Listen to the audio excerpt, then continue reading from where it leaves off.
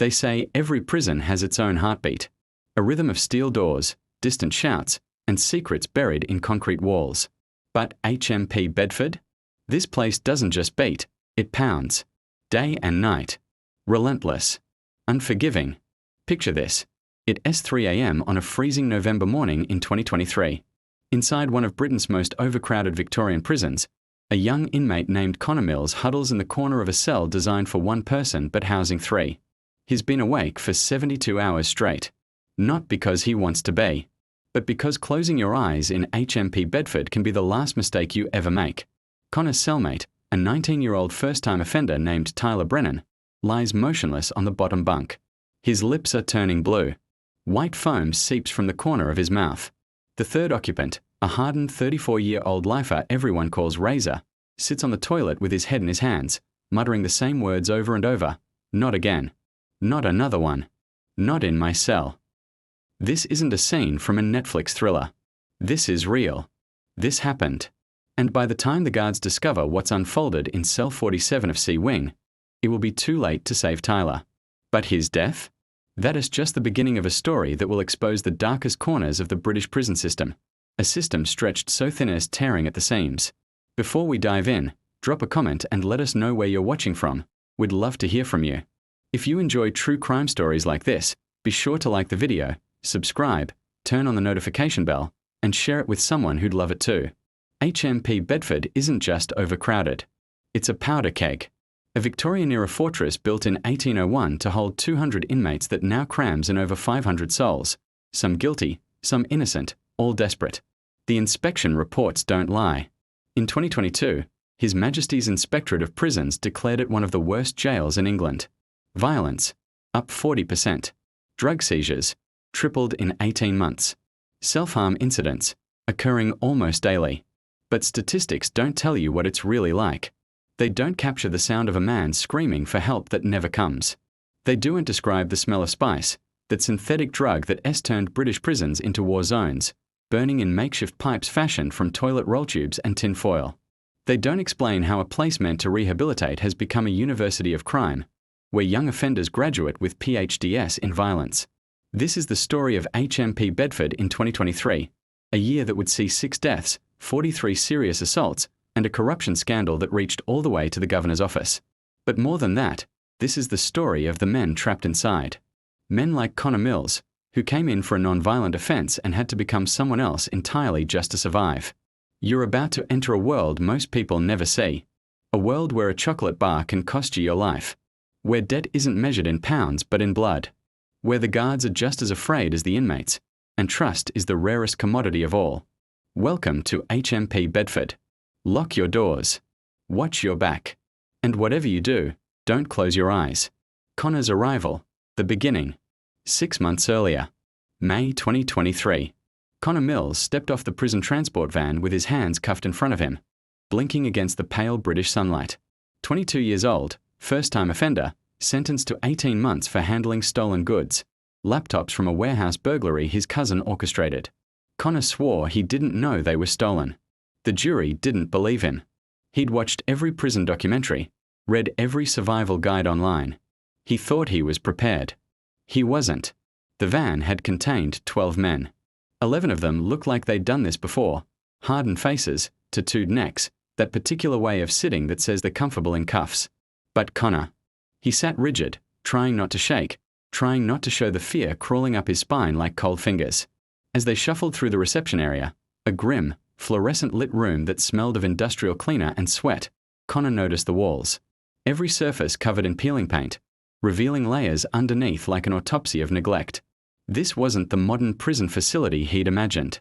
This was Victorian. Ancient. The kind of place that held ghosts.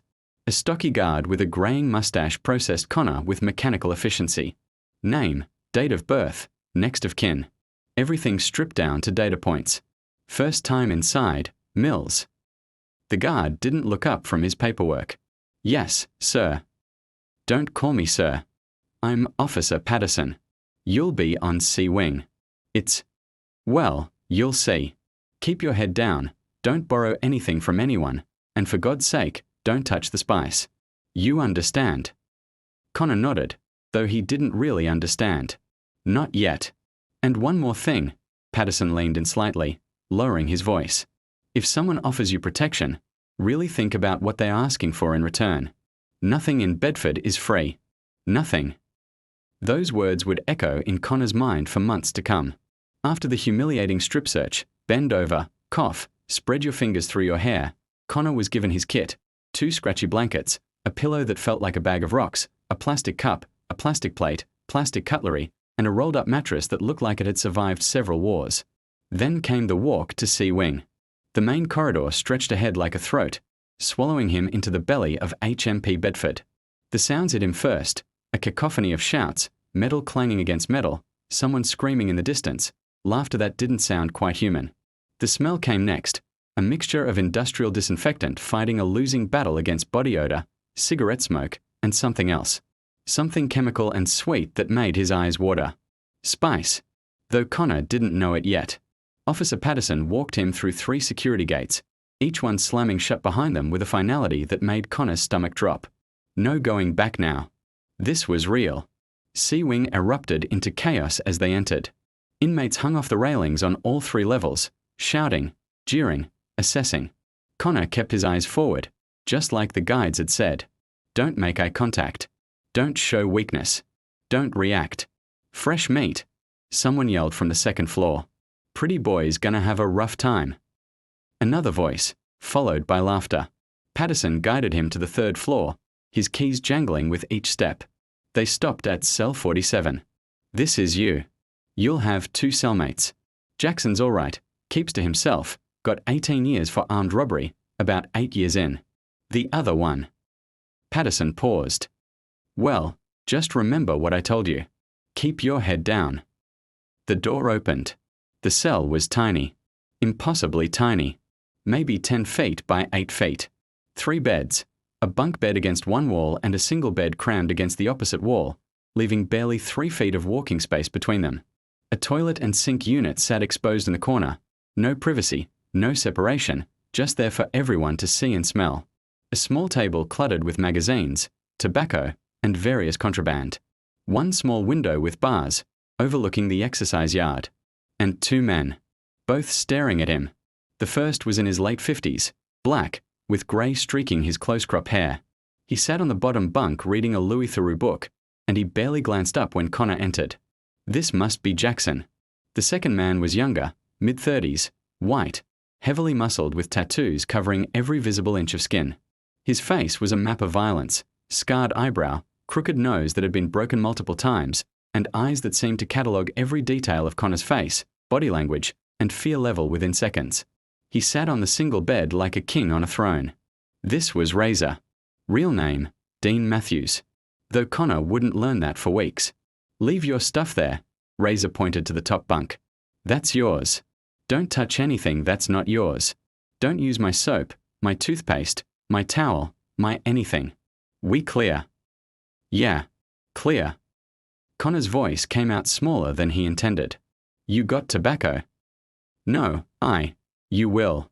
Everyone gets a starter pack. When you do, you owe me 2 roll-ups for the welcome. Call it rent. Jackson finally looked up from his book. Don't listen to him, kid. You don't owe anybody anything you don't want to owe. Dean here just likes to test new arrivals. Ain't that right, Dean? Razor's jaw tightened. Mind your business, old man. This cell is my business. We share 12 square meters. Everything's my business. Jackson's voice was calm but firm. He'd been here long enough to know how to navigate the politics. Connor stood frozen, clutching his bedding, understanding in that moment that he'd just stepped into the middle of a Cold War. And in HMP Bedford, Cold Wars had a way of turning hot.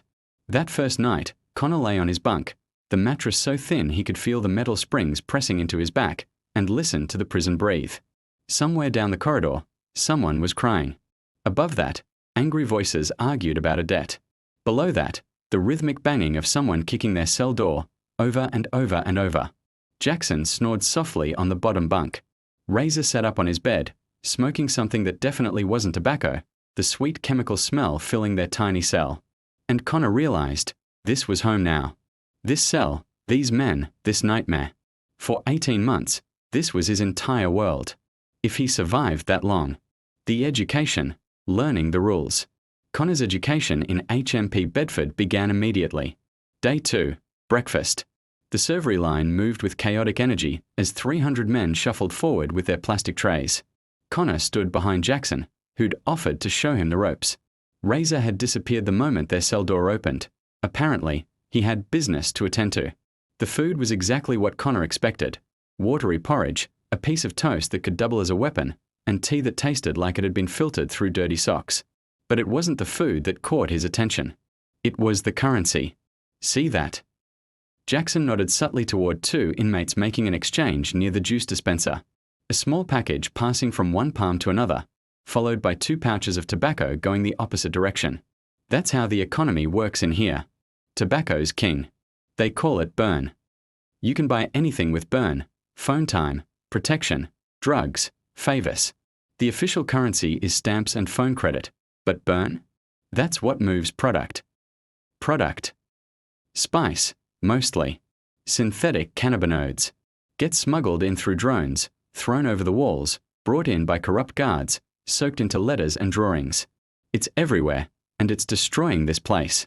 You saw that sweet smell in our cell last night. Connor nodded. That was Dean's smoking spice. He's a heavy user. Functional, but heavy. You'll see guys on the wings who've lost themselves completely to it. We call them spice zombies. They stand in one spot for hours, or collapse mid-sentence, or get violent out of nowhere. Every week, someone gets carted out on a stretcher. Overdoses, seizures, psychotic breaks. The guards can barely keep up. As if on cue, an alarm sounded from B wing, the wing adjacent to theirs. Guards rushed past the servery. Through the barred windows, Connor could see them entering a cell, emerging moments later with a young inmate on a stretcher, his body rigid and convulsing. Nobody in the breakfast line even paused. This was routine. That's probably Tommy or one of his crew, Jackson said, taking his tray to an empty table. 19 years old, been in and out since he was 16. Spice has him completely. He'll be back on the wing by tomorrow, smoking again by tomorrow night. It's a cycle. Connor sat down across from Jackson, his appetite gone. Why don't they stop it? The guards, I mean. If it's such a problem, stop it. Jackson laughed, but there was no humor in it. Kid, there's maybe 40 guards for 500 inmates. We've got double occupancy in cells meant for 1 person, triple in some. The guards are overwhelmed, underpaid, and undermanned. Some of them try, sure, but some of them. He lowered his voice. Some of them are the ones bringing it in. There's more money in one spice delivery than they make in a month. The system's broken, Connor. Has been for years. The rest of that day, Connor witnessed the reality of HMP Bedford's overcrowding crisis. During association, the few hours when cell doors opened and inmates could move around the wing, he saw what happened when you packed desperate men into tiny spaces with nothing to do and no hope of getting out. Violence erupted over a stolen biscuit. 2 inmates from the 2nd floor got into it near the pool table. One accused the other of taking his chocolate digestive from a servery. Within seconds, fists were flying. Within 30 seconds, a sharpened toothbrush, a shank, appeared from somewhere. Guards rushed in with shields, batons drawn, shouting commands that nobody followed. The fight ended with both men in segregation and blood on the pool table felt. "Welcome to Bedford," a voice said beside Connor. He turned to find a skinny white guy, maybe late 20s, with nervous energy radiating off him like heat. "I'm Liam. Liam Foster. You're the new guy in 47, yeah? With Jackson and Razor." "Yeah. Connor." "Rough placement, mate. Razor's connected. Runs some of the spice trade on C Wing. Jackson's solid, though. He'll look out for you if you don't cross him. How long you in for?" 18 months. Liam whistled. "First offense?" "Yeah." "You'll be all right then. Keep clean, take the courses, stay out of debt, and you'll be out in 9 months with good behavior. It's the lifers you gotta watch, and the short-timers who think they've got nothing to lose." Over the next hour, Liam gave Connor the real orientation, the one Patterson couldn't provide. Never borrow. If you do, pay back immediately and with interest, or you'll be marked as a target. Never intervene in someone else's fight. Even if they're being jumped by 5 guys, you walk away. Helping makes you involved, and involved gets you hurt. Never snitch. Not to guards, not to anyone. The consequences aren't worth it. Never disrespect someone's family on the outside. You can insult a man's mother to his face in here, but don't you dare talk about his kids or his missus. That's a line. Never touch another man's canteen. His food, his tobacco, his property, it's sacred. Always flush after you use the toilet in your cell. 3 men in one tiny room with one toilet and no ventilation? Courtesy isn't optional. And listen, Liam added, his voice dropping to barely a whisper, stay away from the governor's men. Governor's men.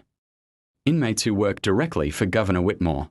They've got privileges, better cells, better jobs, more phone time. But they also do the dirty work. Collections, enforcement, sometimes worse. They're marked by the jobs they have. Cleaners, library workers, kitchen staff. Not all of those guys connected, but the governor's men hide in those positions. You'll figure out who they are quick enough. They walk different, talk different. They're not doing time, they're running time. Connor's head spun with information. This was a world within a world, with its own government, its own economy, its own justice system. The official rules, the ones in the prison handbook they'd given him, meant nothing. These were the real rules, the ones that kept you alive. That night, back in cell 47, Connor tried to process everything he'd learned. Jackson was reading again. He seemed to spend every free moment with books, like they were his escape from this place. Razor was agitated, pacing the tiny space between the beds like a caged animal. He kept checking his watch, looking toward the door, muttering under his breath, "You waiting for something?" Connor asked before he could stop himself. Razor's eyes snapped to him. "What did I say about minding your business?" "Easy, Dean," Jackson said without looking up from his book. "Kids just making conversation. We've got 18 months in this box together. Might as well be civil." "Civil?" Razor spat the word like it tasted bad. "You want civil, old man? This ain't a dinner party. This is survival. Survival doesn't mean we have to be animals." Razor stepped close to Jackson's bunk, his voice dropping to something dangerous. "You calling me an animal?" Jackson finally looked up, meeting Razor's eyes with calm that came from years of practice. "I'm saying we are all trying to get through this. Some of us with our humanity intact." The tension in the cell was thick enough to cut. Connor held his breath, waiting for fists to fly, for blood to spill in their confined space. But then the cell door opened. A guard appeared, not Patterson, but a younger officer Connor hadn't seen before. "Matthews, Governor wants to see you." Razor's demeanor changed instantly. The aggression melted away, replaced by something like nervousness. "Now, it's nearly lockdown. Now." Razor grabbed his jacket and disappeared into the corridor. The door clanged shut behind him. Jackson returned to his book, but Connor noticed his hands were shaking slightly. "What was that about?" Connor asked. "That," Jackson said quietly, "was Dean being reminded who he works for. Governor Whitmore doesn't summon people at night for friendly chats. Something's happening. Something big. And we are about to be right in the middle of it." Connor climbed onto his bunk and stared at the water-stained ceiling, counting the cracks and wondering what he'd gotten himself into. Outside their cell, HMP Bedford hummed with its nightly symphony. Arguments, laughter, the rattle of keys, distant screaming, the scrape of something being dragged across concrete. And somewhere in the administrative wing, Governor Whitmore sat across from Dean Razor Matthews, discussing business that would change everything. But Connor didn't know that yet. All he knew was that he'd been inside HMP Bedford for 48 hours, and already he could feel it changing him, making him harder, making him someone he didn't recognize. The boy who'd stepped off that transport van was gone. Now there was only Connor Mills, inmate C47-923, trying to survive in Britain's most dangerous overcrowded prison. And the worst was yet to come. The trade, inside the spice economy week 2. Connor was beginning to understand the architecture of HMP Bedford's shadow economy. It started with observation. From his cell on the 3rd floor, he had a bird's-eye view of C Wing's 3 levels.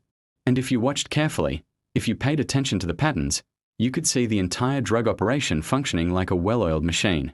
Every morning at 7:45 a.m., during unlock, a rotund inmate named Barry Big Butt Thompson would emerge from cell 12 on the ground floor. Big Bar was serving life for a double murder in Manchester. 14 years in, no parole in sight. He'd settled into prison life like a man settling into a favourite armchair. And his favourite armchair happened to be at the centre of Sea-Wing Spice Distribution Network. Big Bar would make his rounds. Cell 23, drop-off. Cell 31, drop-off. Cell 19, collection. Each transaction took seconds. A palm pressed against another palm, a nod, maybe a few words whispered low. To the untrained eye, it looked like socialising. To Connor, who was learning fast, it was business. Razor was one of Big Bar's distributors. That's what the late-night meeting with Governor Whitmore had been about. Razor had come back to cell 47 around midnight, agitated and chain-smoking regular tobacco until Jackson threatened to smother him with a pillow if he didn't put it out. "You're going to get us all locked down," Jackson had warned. "Mind your business, old man.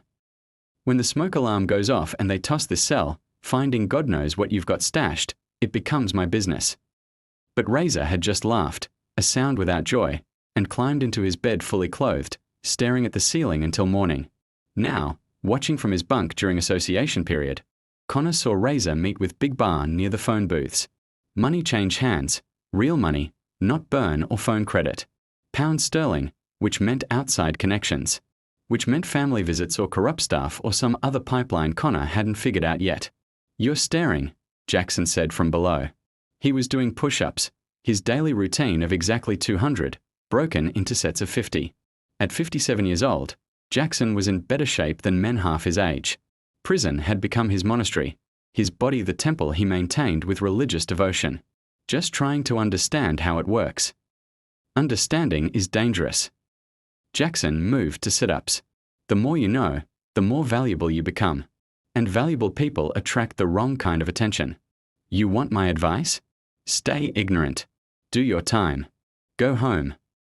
But Connor couldn't help himself. The system fascinated him in the same way a car crash fascinates rubberneckers. Horrible, but impossible to look away from. Later that afternoon, during the 45 minutes of yard time, a concrete rectangle surrounded by 30-foot walls topped with razor wire and security cameras, Connor learned exactly how the spice entered HMP Bedford.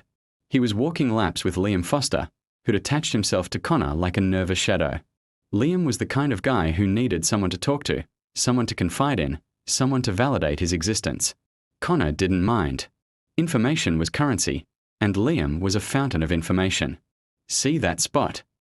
Liam pointed to a corner of the yard where the wall met the old Victorian section of the building. Every Tuesday and Thursday night, around 2 a.m., a drone drops packages right there. Spice, phones, chargers, tobacco, sometimes even tiny bottles of booze. The operation's been running for 8 months. Guards know about it, but they can't catch it in action.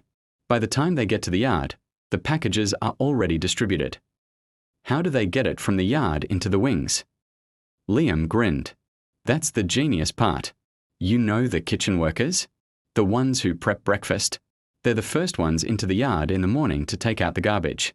They grab the packages, hide them in the garbage bags or in food containers, bring them into the kitchen, and distribute from there. Some of the kitchen staff are in on it. Some aren't and just don't ask questions because asking questions in Bedford is a good way to end up like poor Nathan. Liam's smile faded. Nathan Webb was in for fraud, white-collar stuff, embezzlement from his company. Quiet guy, kept to himself, did his time. But he saw something he shouldn't have. A guard bringing in a package during a shift change. Nathan didn't even say anything to anyone, but the guard saw him see it. 3 days later, Nathan hung himself in his cell. Connor felt his blood run cold. Hung himself. That's what the report said. Suicide. Depression. Couldn't handle prison life. Liam's voice dropped to barely a whisper, but Nathan's cellmate swears he heard voices that night. Multiple people in the cell. And the next morning, Nathan's neck had marks that didn't quite look like rope burns. His family tried to push for an investigation, but you know how it goes. Prison suicide. Happens all the time. Case closed. They walked in silence for a moment, the weight of that story settling like lead in Connor's stomach. How many deaths have there been this year? Connor asked. 6. That we know of officially. Nathan was number 3. There's rumors of more, people who died in segregation or during hospital transfers. The numbers get murky. But 6 confirmed deaths in 8 months? In a prison this size? That's not normal, even for somewhere as rough as Bedford. That evening, Connor witnessed his first spice-induced medical emergency up close. It happened during dinner. The servery line had just opened when someone started screaming from the second floor, a primal sound, not words, just pure terror-given voice. Everyone froze. Guards rushed toward the sound, their radios crackling with urgent codes. "Spice zombie," someone near Connor muttered. "Sounds like a bad batch." From his position, Connor could see into the second-floor landing. A young black kid, couldn't have been more than 20, was convulsing on the ground while 2 other inmates tried to hold him down. His eyes had rolled back in his head, his body rigid and jerking like he was being electrocuted. Guards arrived with a medical bag, shouting for everyone to back up, to get to their cells, to clear the area. But in HMP Bedford, chaos had its own momentum. Some inmates moved toward their cells. Others crowded closer, phones out, contraband, but everyone had them. Filming for social media or for currency, prison videos sold well on the outside. Connor watched as they administered something, probably naloxone, though he wasn't sure if that even worked on synthetic cannabinoids. The kid kept seizing. Foam bubbled from his lips. His skin had taken on a greyish tint that screamed oxygen deprivation. "Move. Now. Everyone back to cells. This is lockdown." The senior officer's voice boomed across the wing. Connor felt Jackson's hand on his shoulder, guiding him back towards cell 47. "Don't watch. There's nothing you can do, and staring just makes it worse." But Connor had already seen too much. As they climbed the stairs to the 3rd floor, he glanced back. The kid had stopped seizing, stopped moving entirely. The guards were doing chest compressions. Back in cell 47, with the door locked behind them, a heavy silence fell among the 3 cellmates. Razor was the first to speak. "Stupid kid. Everyone knows you don't smoke the first batch from a new supplier. You test it on someone else first." "Jesus Christ, Dean." Jackson's voice was sharp. "That's a human being down there, maybe dying, and that's your response. That's a junkie who made a stupid choice. Don't make stupid choices in Bedford. Rule number 1. Rule number 1 is we are all human beings who deserve basic decency. Decency." Razor laughed. "You want to talk about decency? I've been locked up for 8 years. 8 years in this hellhole. You think decency exists here? You think the system cares about us? We are warehoused, old man. Stored. Forgotten. The only rule that matters is survival." Jackson stood up, his height advantage over Razor suddenly apparent. "You know what your problem is, Dane? You've been inside so long you've forgotten what it means to be human. You've let this place turn you into exactly what they expect you to be." For a moment, Connor thought they'd finally come to blows. The tension was electric, dangerous. But then the cell door opened. Officer Patterson stood there, his face grim. "Matthews, you need to come with me. Jackson, Mills, you're both being moved temporarily." "Moved? Why?" Jackson's voice carried suspicion. "Cell 47 is being searched. Routine inspection. You'll be back in a few hours." Nothing about Patterson's tone suggested routine. His eyes flicked to Razor with something like disgust or maybe pity. Connor couldn't tell which. They were escorted to the wing office, a small room with a desk, filing cabinets, and a one-way mirror that looked out onto the main floor. Through the glass, Connor could see multiple guards entering cell 47 wearing gloves and carrying evidence bags. "They're tossing our cell," Jackson said flatly. "Question is, what are they looking for? Or more specifically, what did you bring into our space, Dean?" But Razor wasn't with them. Patterson had taken him somewhere else. Connor and Jackson waited for 90 minutes. Through the one-way mirror, they watched the chaos of HMP Bedford continue. Guards dealing with the spice emergency.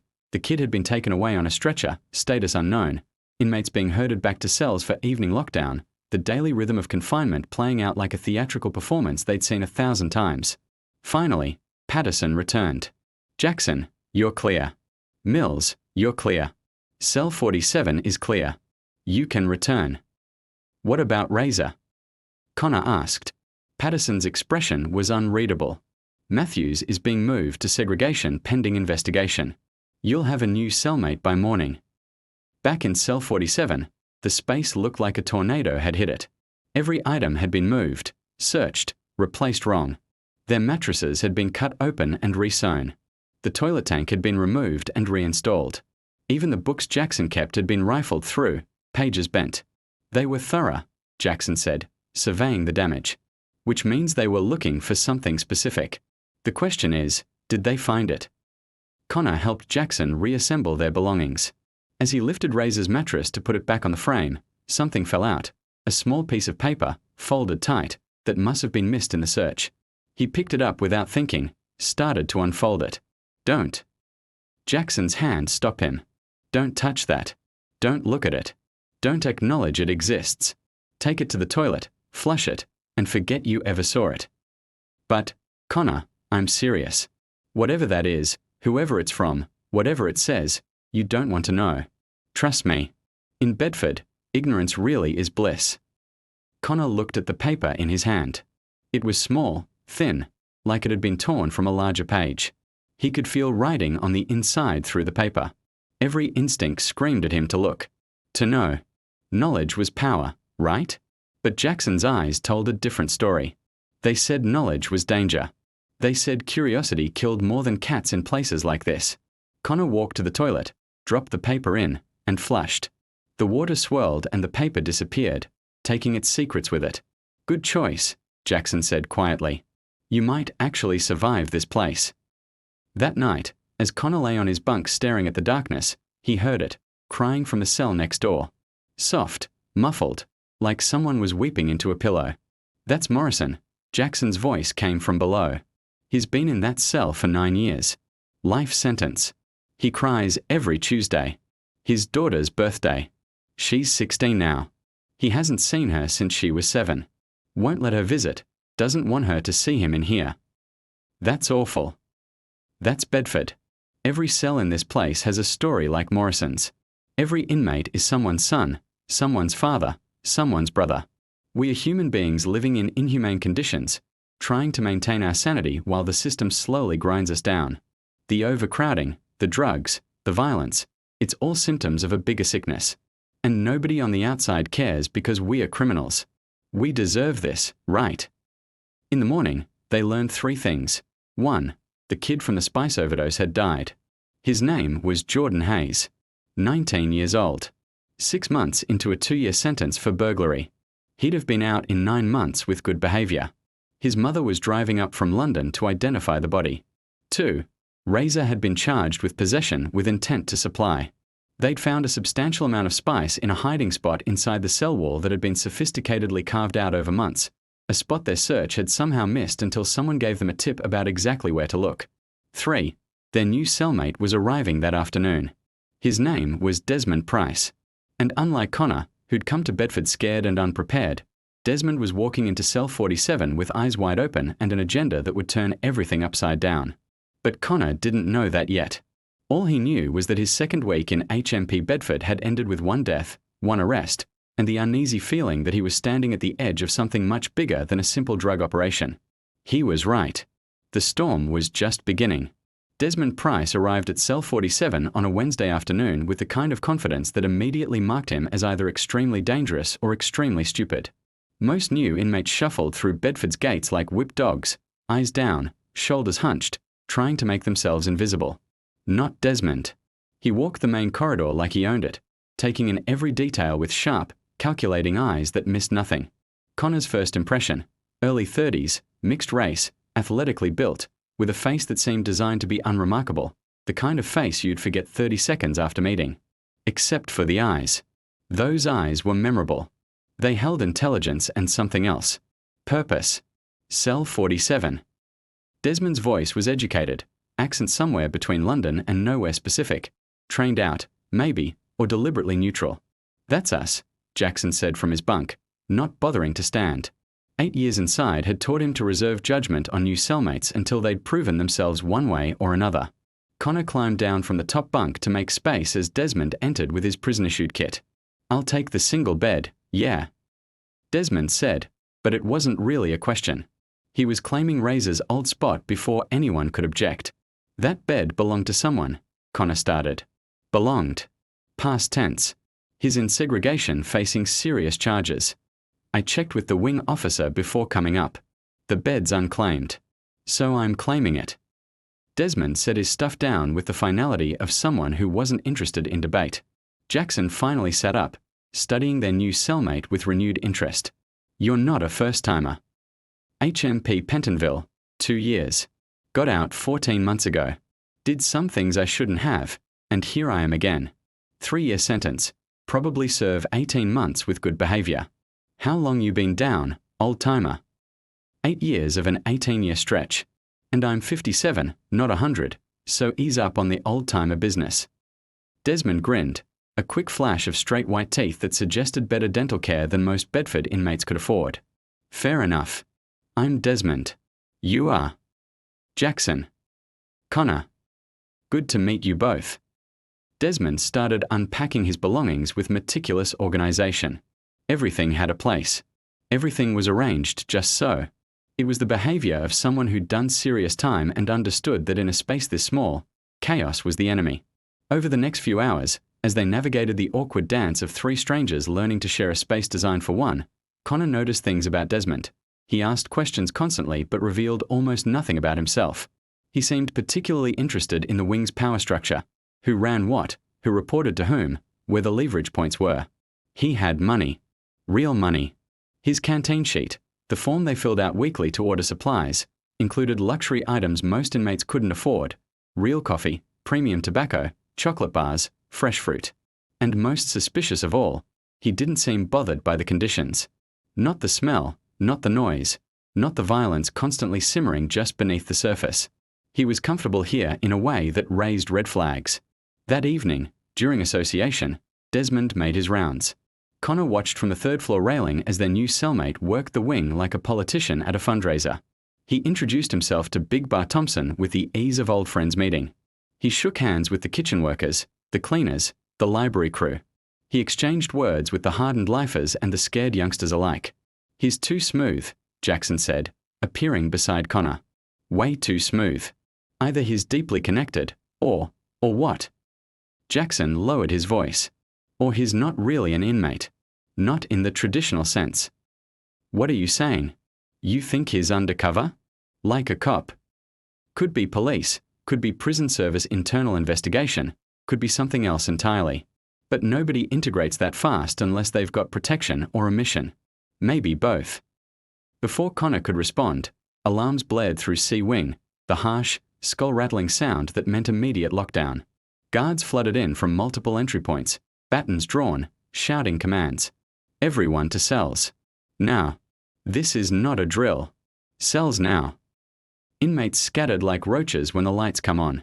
Connor and Jackson rushed back to cell 47, where Desmond was already waiting, sitting calmly on his bed like he'd been there the whole time. The door slammed shut. Through the small window, they could see guards entering cell 19, one of Big Bar's distribution points. They dragged out 2 inmates in restraints, both screaming about rights and lawyers and police brutality. What's happening? Connor asked. Raid, Desmond said simply. Probably been planning it for weeks. They'll hit multiple cells simultaneously, seize contraband, make arrests, and then spend the next 3 months processing the intelligence they gather. Standard procedure. You seem to know a lot about standard procedure, Jackson said carefully. Desmond met his gaze. I've been through this before. At Pentonville. Same pattern. They let the drug trade operate for months, gathering evidence, identifying the network, then they strike hard all at once. More efficient than trying to stop it piecemeal. Efficient, Jackson repeated. Interesting word choice. But before the conversation could continue, their door opened. Officer Patterson stood there with 3 other guards behind him. Price, come with us. Desmond stood without hesitation. Problem, officer. Just need to ask you some questions. Routine check-in for new arrivals. At 8 p.m. during a raid lockdown? That's thorough. Patterson's jaw tightened. Now, Price. Desmond left. The door clanged shut again. Connor and Jackson looked at each other. Routine check-in, Connor said. You believe that? Not for a second. Jackson moved to his bunk. Whatever Desmond Price is, he's not just another inmate. And that means cell 47 just became the most dangerous place in Bedford. Because of his working with the prison service, anyone connected to him becomes a target. and we are sharing a cell with him." An hour later, Desmond returned. He offered no explanation for where he'd been or what he'd discussed. He simply climbed into bed with the same calm demeanor and went to sleep like nothing had happened. But Connor couldn't sleep. His mind raced with possibilities. If Desmond was undercover, what was he investigating? If he wasn't undercover, why had Patterson pulled him out during the raid? And most importantly, how long before being Desmond's cellmate made Connor and Jackson targets? The answer would come sooner than he expected. The raid changed everything. By morning, 6 inmates had been moved to segregation, including Big Bar Thompson, the heart of Sea Wing's drug operation. The prison grapevine worked faster than any official communication system. Within hours, everyone knew what had been seized. Over 300 pounds worth of spice, 12 contraband phones, 8 charges, tobacco, alcohol, and most damning, a ledger. That ledger was the real treasure. Written in careful code, it detailed months of transactions, names, amounts, and most explosive of all, the staff members on the take. 3 guards were suspended pending investigation. 2 kitchen workers were removed. And rumor had it that the investigation was reaching higher, into administration itself. HMP Bedford was in chaos. Without Big Bar's stabilizing influence, the power vacuum created by the raid sent shockwaves through the established order. Multiple inmates saw opportunity. Multiple factions began maneuvering for control of the lucrative drug trade. And that meant violence. It started small, fights over territory, over debt, over disrespect real or imagined. Guards struggled to maintain control, stretched thin by staff suspensions and the ongoing investigation. Association periods were cancelled. Inmates stayed locked in cells for 23 hours a day, only let out for showers and brief yard time. In cell 47, the tension was suffocating. He read books, did exercises, and seemed completely unaffected by the fact that the prison was tearing itself apart. Jackson grew increasingly agitated. 8 years of carefully maintained routines had been disrupted. His daily workout schedule, his library access, his phone calls to his daughter, all cancelled or limited due to lockdown protocols. And Connor. Connor was learning that in prison, boredom was its own form of torture. 23 hours in a cell with 2 other men, nothing to do, nowhere to go, no escape from your own thoughts or their presence. It was enough to drive anyone mad. 3 days into the extended lockdown, Jackson finally confronted Desmond. "You know what's going to happen, don't you?" Desmond looked up from his book, a philosophy text by Foucault about surveillance and punishment. What's going to happen? They're going to use that ledger to flip people, offer deals to smaller players in exchange for testimony against bigger fish. The investigation will expand. More guards will go down. Maybe some administrative staff. Maybe the governor himself. And when it all shakes out, they'll need a scapegoat. Someone to blame for letting it get this bad. Someone they can sacrifice to the media and the public to show they're taking prison reform seriously. And you think that someone is going to be you? I think that someone is going to be anyone who was in the wrong place at the wrong time. Anyone who knew too much or said the wrong thing to the wrong person. In institutions like this, innocence doesn't matter. Convenience matters. Someone has to pay. Desmond set his book down. You're right. Someone will pay. Probably multiple someones. The system protects itself. Always has. The question is, are you willing to help make sure the right people pay instead of the convenient people? Connor felt his stomach drop. This was it. The moment they'd been circling around since Desmond arrived. The reveal. "You are undercover," Jackson said flatly. "I'm an inmate serving a 3-year sentence for fraud and conspiracy." That's not an answer. It's the only answer I can give in a cell that's almost certainly monitored. Desmond gestured vaguely at the walls. But hypothetically, if someone wanted to gather evidence about systemic corruption in HMP Bedford, corruption that's been ongoing for years and has resulted in deaths, violence, and complete institutional failure, they might need inside access. They might need to see the operation from within. And they might need credible witnesses who can testify to what they've seen. Jackson stood up, his face hard. "I've done 8 years without snitching on anyone. 8 years of keeping my head down and my mouth shut. You're asking me to throw that away.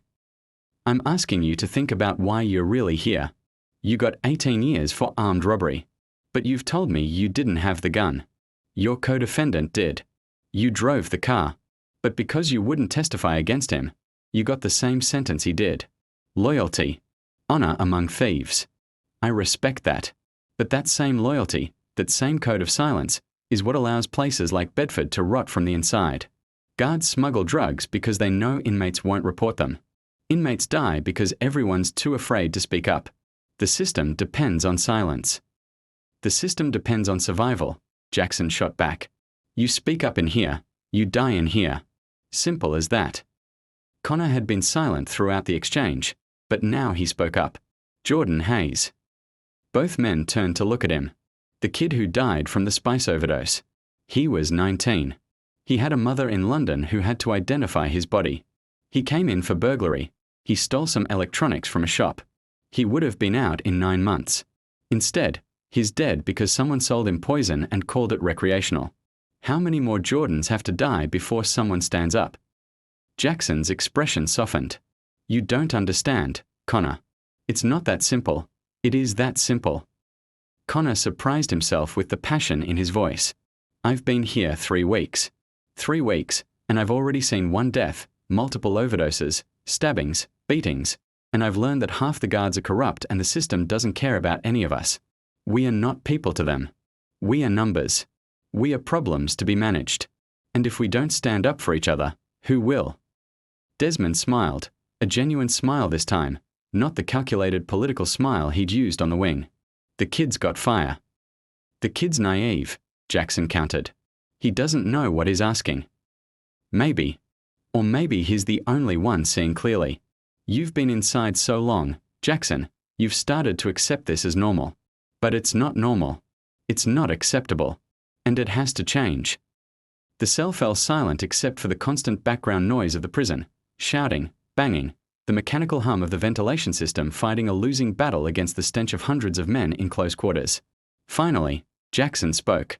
What exactly are you proposing? Desmond pulled out a tiny notebook, the kind inmates were allowed to keep for personal writing. But Connor noticed it was fresh, unused, pristine. Not the worn notebook of someone who'd been jotting notes for months. I document everything. Times, dates, names, specific incidents. You two corroborate with your own observations. When this goes to trial, and it will go to trial, we have multiple witnesses, multiple accounts, all backing up the same story. That's how we build a case that can't be dismissed. And what happens to us during this documentation period? Jackson asked. We just magically stay safe while exposing corruption. Protection has been arranged. But I need your commitment first. I need to know you're in this completely. No backing out halfway. No getting cold feet when things get dangerous. Because they will get dangerous. Connor spoke before he could second-guess himself. I'm in. Jackson looked at him like he'd just volunteered to jump off a cliff. Connor, I'm in, Connor repeated.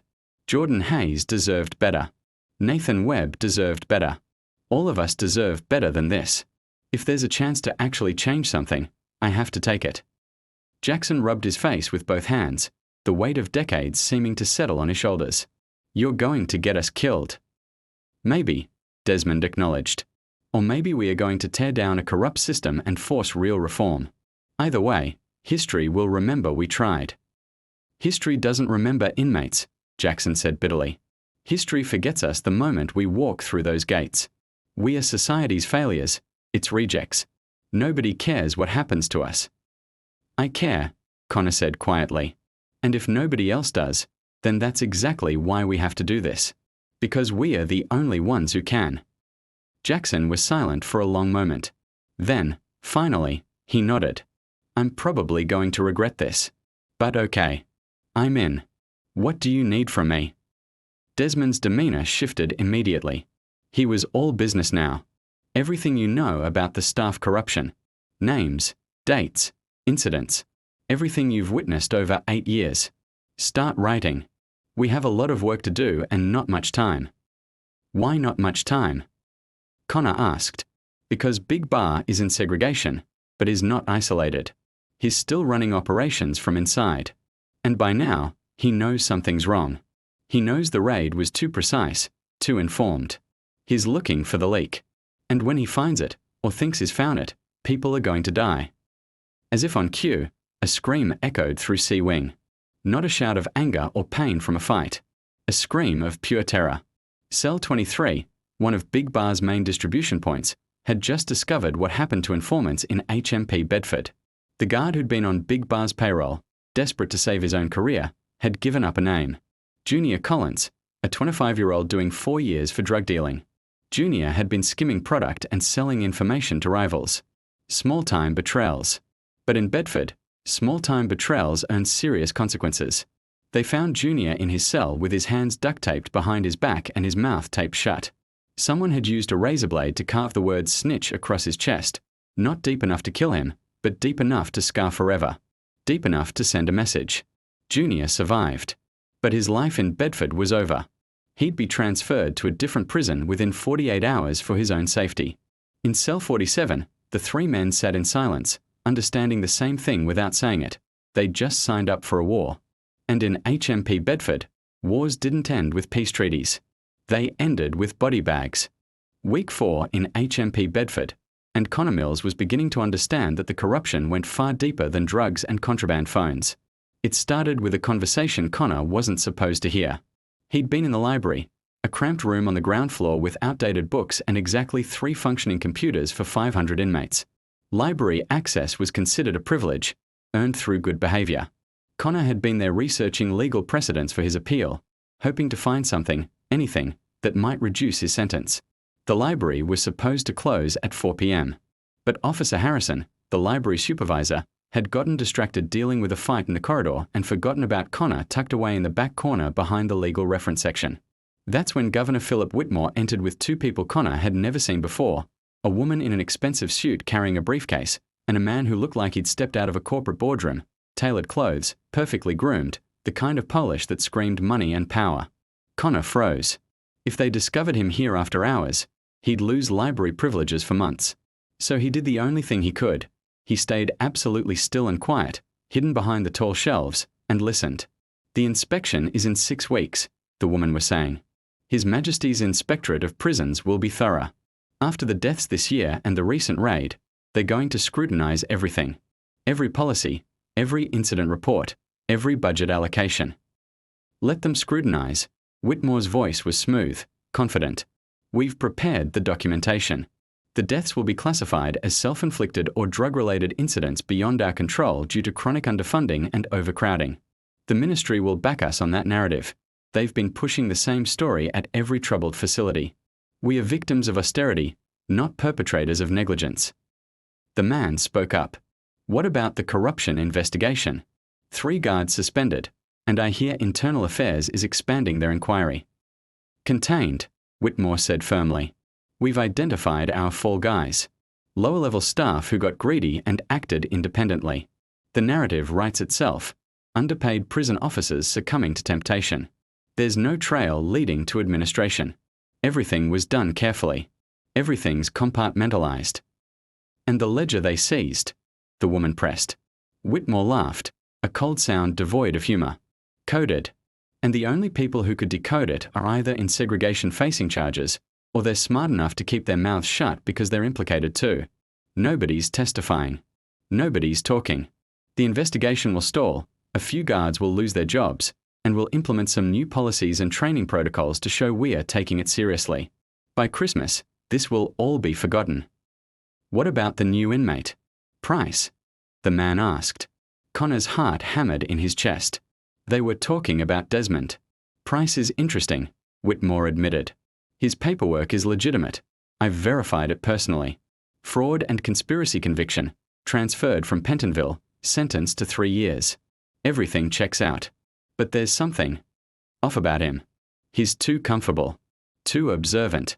He's been asking questions, making connections with both inmates and staff. If I didn't know better, I'd say he was conducting an investigation. You think he's undercover? The woman sounded alarmed. Possibly. Or possibly he's just an intelligent career criminal looking to establish himself in a new facility. Either way, I've assigned Officer Patterson to monitor him closely. Patterson's clean, one of the few guards who genuinely isn't on the take, so if there's anything legitimate about Price being here, Patterson won't be compromised by it. And if Price is working an angle, Patterson will identify it. And if he is undercover, the man pressed. if he's gathering evidence. Then we'll deal with it the same way we've dealt with every other problem, Whitmore said quietly. Accidents happen in overcrowded prisons, especially to inmates who make trouble. Remember Nathan Webb? Poor man couldn't handle the pressure of prison life. Tragic suicide. Case closed. Connor's blood ran cold. Jackson had been right. Nathan Webb hadn't killed himself. He'd been murdered. And Governor Whitmore had just casually admitted to being involved. The woman's briefcase clicked open. The development deal proceeds as planned. Absolutely. The ministry is desperate to close aging facilities like Bedford. When the inspection report comes back damning, and it will, because we can't hide everything, they'll fast-track the closure. This land is worth £30 million to the right developer. Your firm gets the contract, we proceed with the redevelopment into luxury flats, and everyone benefits. Everyone except the inmates, the man noted. Inmates get transferred to other facilities. Not our problem. Our problem is making sure nothing derails this timeline. No scandals big enough to trigger a deeper investigation. No evidence that surfaces unexpectedly. No whistleblowers who can't be discredited. As long as we maintain control of the narrative, we are golden. They spoke for another 10 minutes, discussing finances, timelines, contractors, and political connections that made Connor's head spin. This wasn't just about drugs or corrupt guards. This was about real estate fraud, government contracts, and deliberate institutional failure being used to profit from human suffering. Finally, they left. Connor waited another 20 minutes before emerging from his hiding spot, his mind reeling. He had to tell Desmond. He had to tell Jackson. But more than that, he needed to document what he'd heard while it was still fresh. He grabbed a piece of scrap paper from the recycling bin and a pencil from the librarian's desk and started writing furiously, capturing every detail he could remember. That evening, back in cell 47, Connor told them everything. Desmond listened with intense focus, occasionally asking clarifying questions. Jackson paced the small space like a caged animal, his anger building with each revelation. I knew it, Jackson finally exploded. I knew something bigger was happening. 8 years I've been here. 8 years watching this place deteriorate. Watching the staff shrink, the population grow, the conditions worsen. I thought it was just typical government negligence. But it's deliberate. They're running Bedford into the ground so they can justify closing it and selling the land. And making millions in the process, Desmond added. While inmates die, while staff are scapegoated, while the public thinks it's just another failing institution that needs to be replaced. It's genius in its evil. What do we do? Connor asked. We can't let them get away with this. Desmond pulled out his notebook. We document everything Connor heard. Names, dates, specific statements. This is exactly the kind of evidence we need. But we need more. We need financial records, communication logs, anything that proves the connection between Whitmore, the development company, and the ministry. How are we supposed to get that? Jackson demanded. We are inmates. We have no access to administrative files. We don't. But I do. Desmond's smile was predatory. I told you I had protection. That protection includes access. Limited, but real. The question is timing. If we move too fast, we tip our hand. If we move too slow, they close this place and destroy the evidence. And if they identify us as threats before we can act? Connor asked. Then we end up like Nathan Webb, Desmond said bluntly. Which is why we need to be smart. No more solo library trips, Connor. No more asking questions that could draw attention. We gather evidence quietly, we verify everything we can, and when we have enough to build an airtight case, we burn their entire operation to the ground. The next 2 weeks were a masterclass in covert investigation. Desmond revealed resources Connor hadn't known existed. Contraband phones that connected to encrypted networks. Contact with journalists on the outside who were building parallel investigations. Even communication with someone in the ministry who was apparently sympathetic to genuine reform and horrified by what was happening at Bedford. Connor and Jackson became Desmond's eyes and ears on C Wing. They documented incidents, recorded conversations, noted patterns in staff behavior. Connor discovered he had a talent for observation. Details others missed, he captured. Times, dates, specific actions. Everything went into coded notebooks that looked like personal journals but were actually comprehensive evidence logs. They learned that Officer Patterson, despite being clean, was being used by Whitmore as an unwitting surveillance tool. Everything Patterson observed about Desmond was being reported directly to the governor. So they fed Patterson false information, making Desmond look like a low-level hustler trying to establish a tobacco trading operation. Boring. Predictable. Not worth deeper investigation. Meanwhile, they identified 3 other inmates who were part of what they started calling the Bedford Project, inmates placed strategically throughout the prison who were also gathering evidence. Connor never learned their real identities or purposes. Compartmentalization. If one element was compromised, the others remained secure. But the danger was real and constant.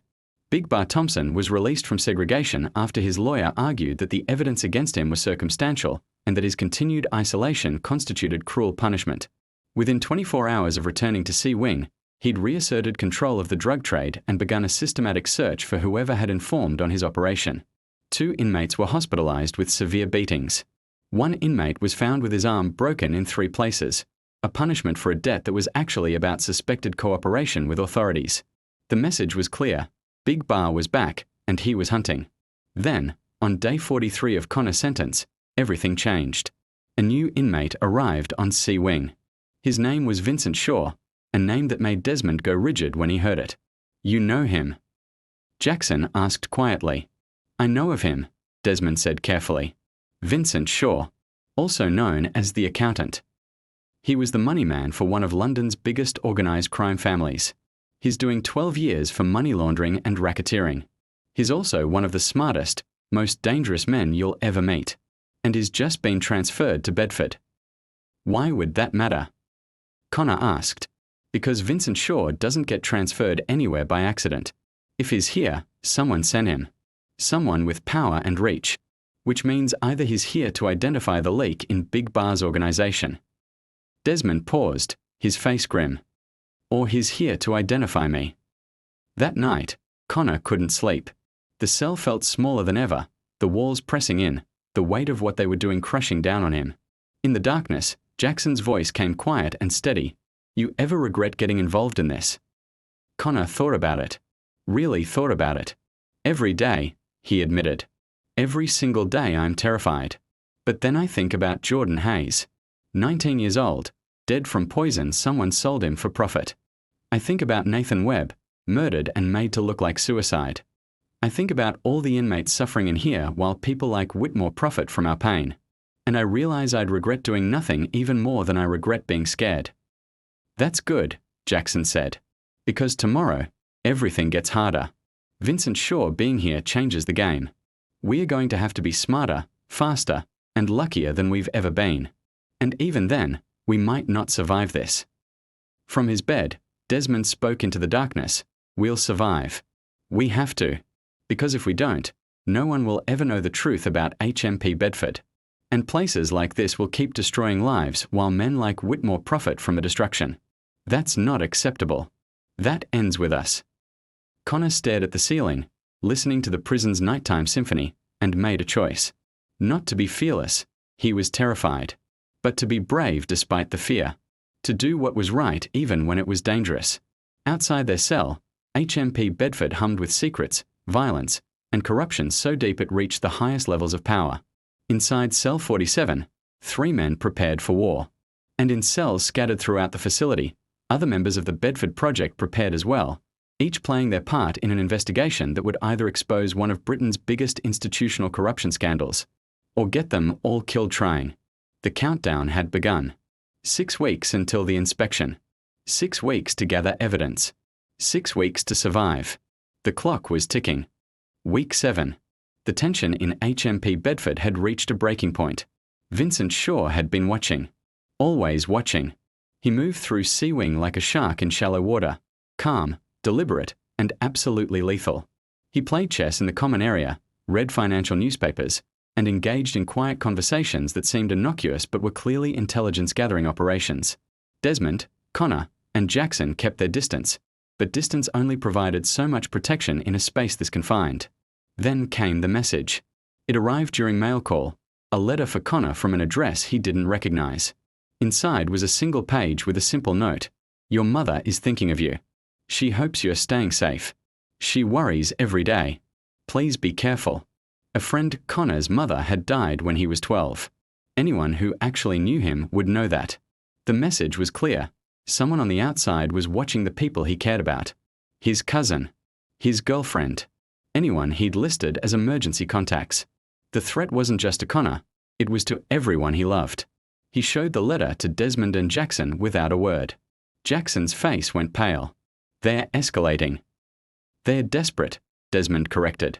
Which means we are getting close to something they really don't want exposed. The question is, do we back down or push harder? Connor surprised himself with how quickly he answered. We push harder. If we stop now, it meant nothing. All the risk, all the fear, all the evidence we've gathered, wasted. And they win. They always win. Unless we see this through. That's a death sentence, Jackson said quietly. Living in silence while they profit from suffering is also a death sentence, Connor shot back. Just a slower one. At least this way we die for something that matters. Desmond studied Connor with something like respect. You've changed since you got here. The scared kid from week 1 is gone. Bedford killed that kid, Connor said. Now I'm whoever survives in his place. The breakthrough came 3 days later, from the most unexpected source, Officer Patterson. Patterson requested to see Connor during a routine cell inspection. Alone. Which violated protocol but happened anyway because protocols in Bedford were more suggestions than rules. They stood in a storage closet on the ground floor, surrounded by cleaning supplies and broken furniture waiting for repair that would never come. Patterson looked like he'd aged 10 years in 2 months. His eyes were bloodshot, his hand shaking slightly. I know about the Bedford project, he said without preamble. Connor's heart stopped. This was it. They'd been compromised. It was over. But Patterson continued. I know because I was asked to monitor it. By Governor Whitmore. He suspected something was happening but didn't know details.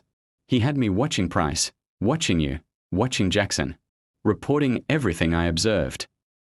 Why are you telling me this? Connor's voice was barely a whisper.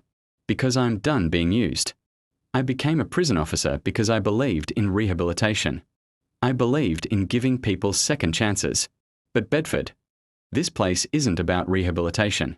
It's about warehousing human beings in conditions that violate every standard of decency, while men like Whitmore profit from suffering. I've watched good people destroyed by this system. I've watched inmates die preventable deaths. And I've been complicit by staying silent.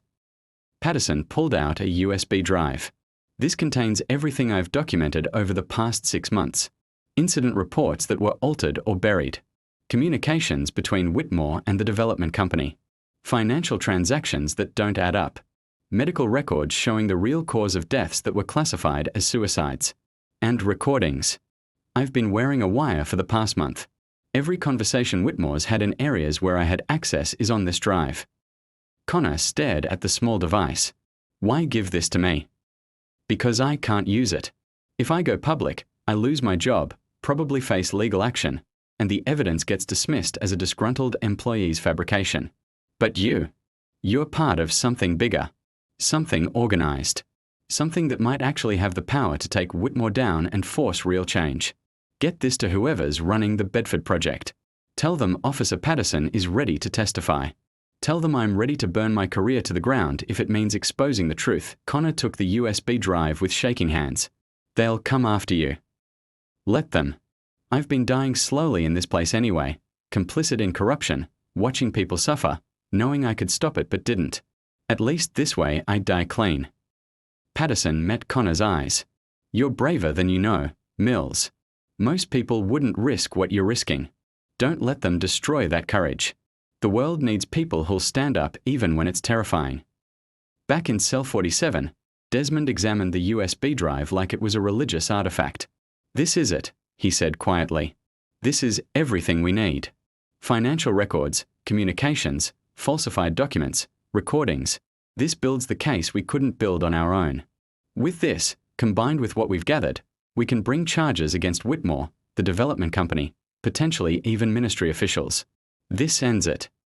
So what's the plan? Jackson asked. We copy everything. Multiple backups. Then we coordinate with the outside team. The inspection is in 2 weeks. We time the release of information to coincide with the inspection. maximum visibility, maximum pressure, minimum opportunity for cover-up. The inspectors arrived to examine a troubled prison and instead discover one of the biggest corruption scandals in the modern prison service. Connor felt a weight lifting and pressing down simultaneously. Relief that they finally had the evidence. Terror about what would happen next. Vincent Shaw is going to know something's happening, Jackson warned. He's too smart not to notice the activity, the tension. When this breaks, he'll figure out who was involved. By the time he figures it out, we'll be in protective custody, Desmond said.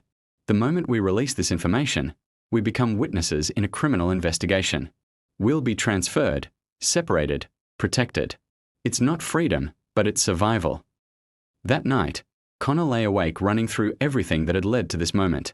He thought about the scared 22-year-old who'd stepped off the transport van 2 months ago, terrified and unprepared. He thought about Jordan Hayes, 19 years old, dying from poison drugs while guards looked the other way.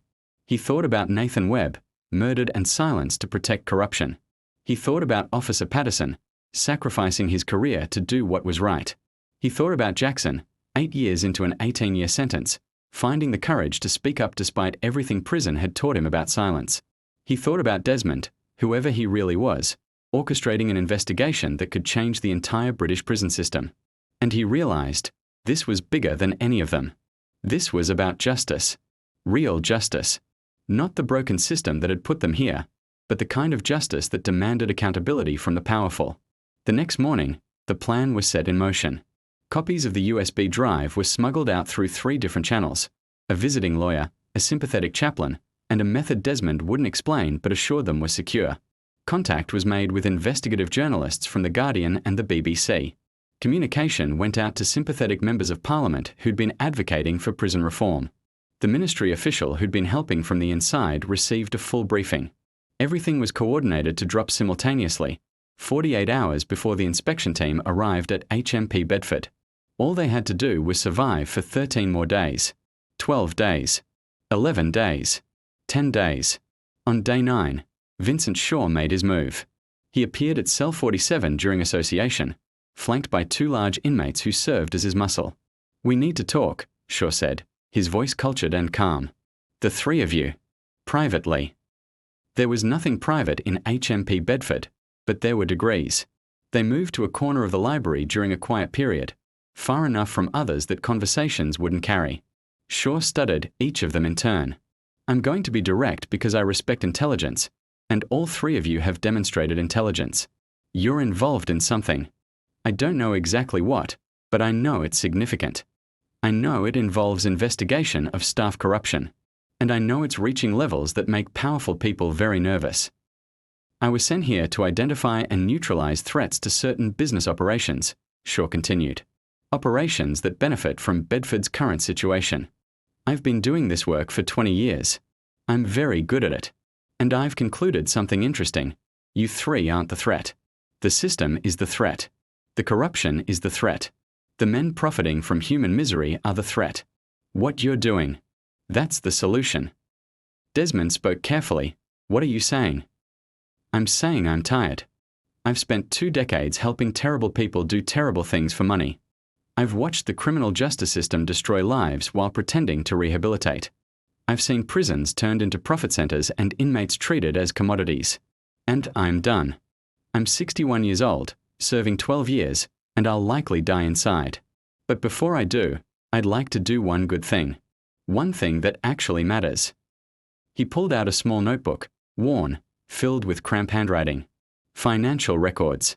20 years of money laundering operations tied to prison corruption schemes across England. HMP Bedford is just one facility. There are 11 others running similar operations. Drugs, contraband, real estate fraud, all of it. Names, dates, amounts, bank accounts, everything. I kept it as insurance. Now I'm giving it to you as ammunition. Burn it all down. Every last corrupt piece of the system. Make my last act mean something."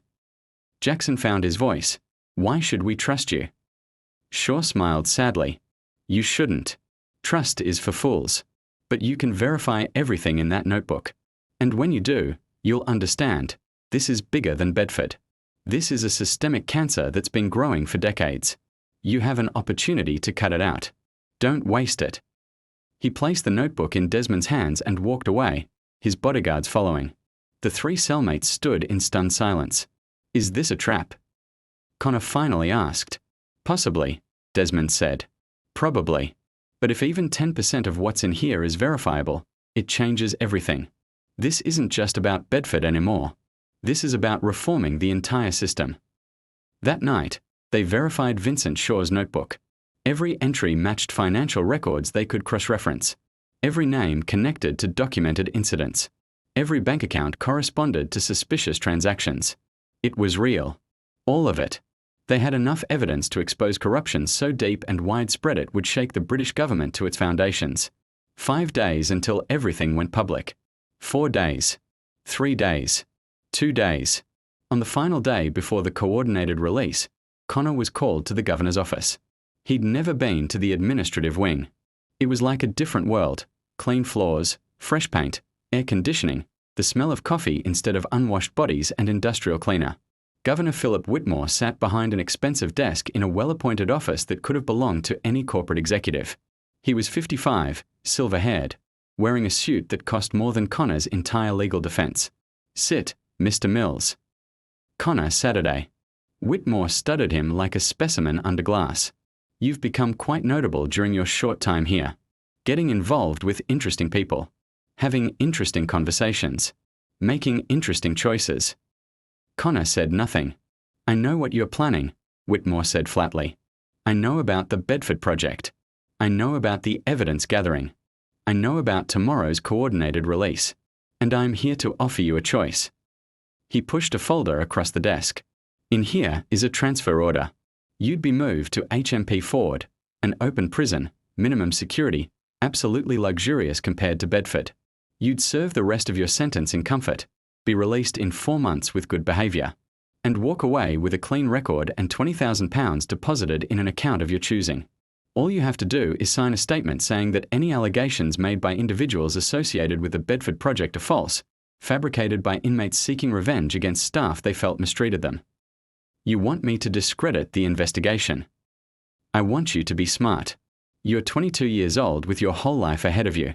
Why throw it away for a crusade that won't change anything? The system is too big, too entrenched. You can't fight it. People have tried. People have died. Take the deal. Save yourself. Connor thought about it. Really thought about it. £20,000. Early release. Freedom. All he had to do was betray everything he'd risked. Everyone he'd worked with. Every person who died because men like Whitmore chose profit over human dignity. He met Whitmore's eyes. No. No. No deal. No transfer. No sellout. You can't buy me, and you can't scare me. Tomorrow, the truth comes out. And you're finished. Whitmore's pleasant mask slipped, revealing the predator underneath. You stupid child. Do you have any idea what you've just done? The people involved in this operation have resources you can't imagine. They'll destroy you.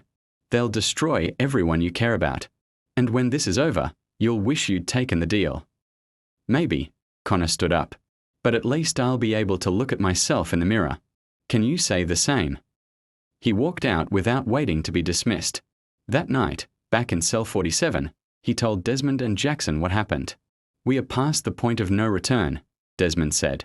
Tomorrow, everything breaks. The inspection team arrives. The journalists publish. The evidence goes to authorities who can't ignore it. And we become the most protected and most threatened inmates in the British prison system. Are you scared? Connor asked. Terrified, Desmond admitted. But more terrified of doing nothing. Of letting places like this continue destroying lives. Of letting men like Whitmore profit from human suffering without consequences.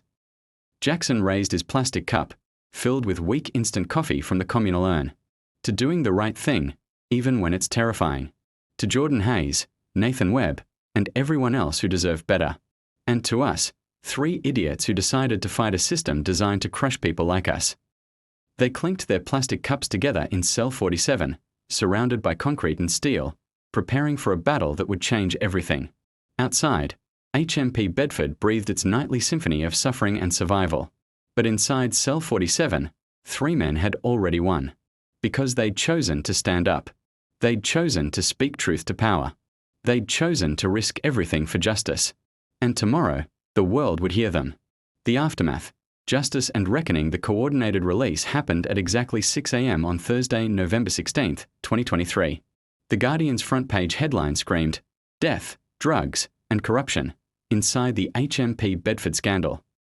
The BBC's investigative unit dropped an hour-long documentary exposing systemic corruption across 12 British prisons. The evidence, financial records, recordings, falsified documents, witness testimonies, flooded into the public consciousness like a dam breaking. By 7 a.m., Governor Philip Whitmore had been suspended pending investigation. By 8 a.m., 5 additional members of Bedford's administrative staff were in custody. By 9 a.m., the CEO of Meridian Development Group, the company planning to profit from Bedford's closure, resigned to spend more time with family. By 10 a.m., the Secretary of State for Justice was facing emergency questions in Parliament. By noon, the inspection team arrived at HMP Bedford to find a facility in complete lockdown, media vans surrounding the entrance, and protesters demanding immediate reform. And in cell 47, Connor Mills, Jackson Davis, and the man they knew as Desmond Price sat in stunned silence, listening to the chaos unfolding around them. "We did it," Connor whispered. "We actually did it." What happens when a broken system is finally forced to face the truth? It all started with a whisper, a secret investigation inside the walls of HMP Bedford, a prison rotting from the inside out. But as we said from the beginning, this was just the start. The real fight was about to begin. For Connor Mills, Jackson Davis, and Vincent Price, being moved to protective custody was the first sign that their risky gamble had paid off. As they walked through the prison corridors for the last time, they saw it in the eyes of their fellow inmates. Anger from those who profited from the corruption, but from the others, something new, hope. A young man called out, "Thank you. My mum saw the news. You gave her hope." That hope was the first spark of a wildfire.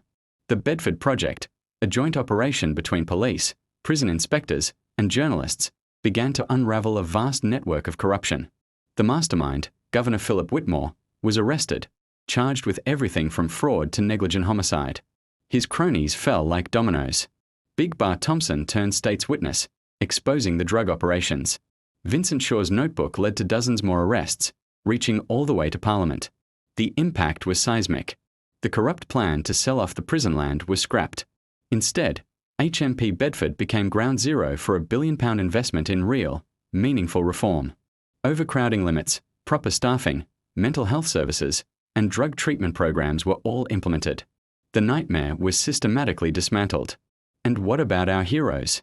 For his courage and cooperation, Connor Mills was released after just 3 months, his original conviction overturned. He walked out a free man into a future he never thought possible. Jackson Davis had his sentence dramatically reduced. After years of shame, his daughter finally saw him as a hero. And the undercover officer they knew as Desmond, Detective Inspector Marcus Hale, left the force to become a full-time advocate for criminal justice reform, unable to unsee the darkness he'd witnessed. The trials took 2 years, but justice was served. Governor Whitmore was sentenced to 28 years in the very system he corrupted. Even Officer Patterson, who had been complicit, found a path to redemption by testifying against his former bosses. He lost his job but regained his soul, dedicating his life to ensuring another Bedford never happens. The ripple effects changed the entire British prison system.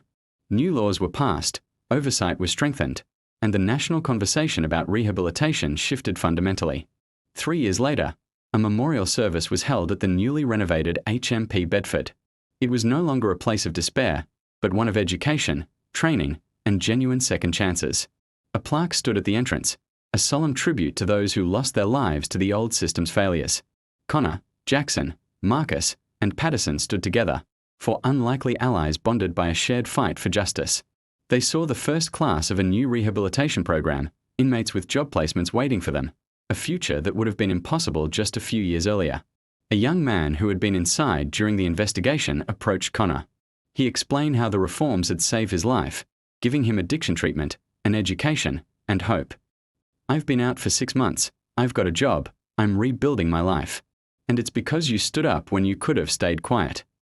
Connor shook his hand, seeing himself reflected in this young man's gratitude. "What's your name?" "Tyler. Tyler Morrison." Connor smiled. "Tyler, The bravest thing I ever did was admit I was scared and ask for help. Don't ever be ashamed of needing support. And when you're ready, help someone else the way the system helped you. That's how we change the world, one person at a time. As Tyler walked away, Jackson put a hand on Connor's shoulder. You know what the real victory is? It's not Whitmore in prison. It's not the reforms or the legislation. It's Tyler Morrison walking out of here with hope instead of trauma. That's the win. Every single time. The sun was setting over HMP Bedford, painting the sky in shades of orange and gold. The Victorian walls that had contained so much suffering were now containing something else, possibility. Connor took one last look at the facility that had changed his life, then turned toward the future. He'd entered HMP Bedford as a criminal. He'd emerged as a witness. He'd become an advocate. And he'd de-learned the most important truth of all. The system is only as strong as the people willing to fight for justice within it. Silence enables corruption. Courage creates change. And sometimes, the most powerful thing you can do is refuse to accept that things have to stay broken. HMP Bedford would never again be what it was. Because 3 men in cell 47 decided that suffering in silence wasn't survival, it was surrender. And they refused to surrender. The HMP Bedford corruption scandal became one of the largest institutional reform cases in British history. Over 200 people were charged with crimes ranging from corruption to criminal negligence to murder. The trials continued for 4 years, and the reforms they inspired are still being implemented across the British prison system today. Connor Mills, Jackson Davis, and Detective Inspector Marcus Hale were awarded the Queen's Commendation for Bravery in 2024 for their role in exposing systemic corruption at great personal risk.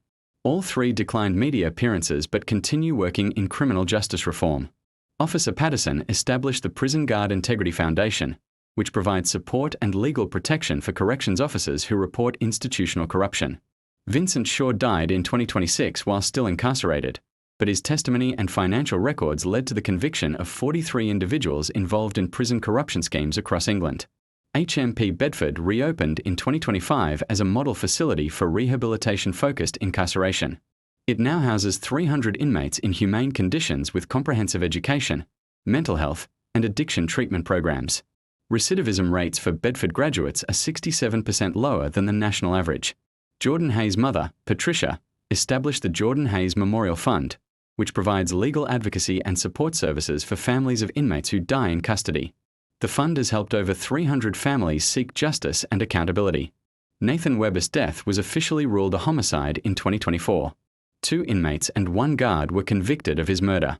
His family received a formal apology from the Ministry of Justice and a financial settlement that they donated entirely to prison reform organisations. As of 2026, the reforms inspired by the Bedford Project have been implemented in 73% of British prisons. Overcrowding has been reduced. Staff levels have increased. Oversight has been strengthened. Deaths in custody have declined by 41%. The system isn't perfect. It probably never will be. But it's better than it was. And it's better because ordinary people did extraordinary things when they could have stayed silent.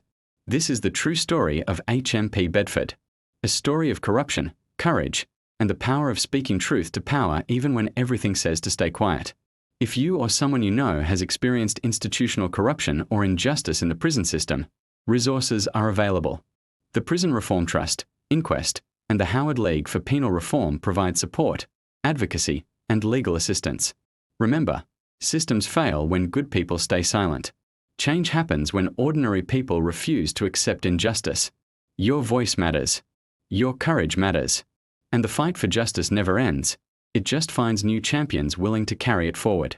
If this story moved you, share it. Talk about it.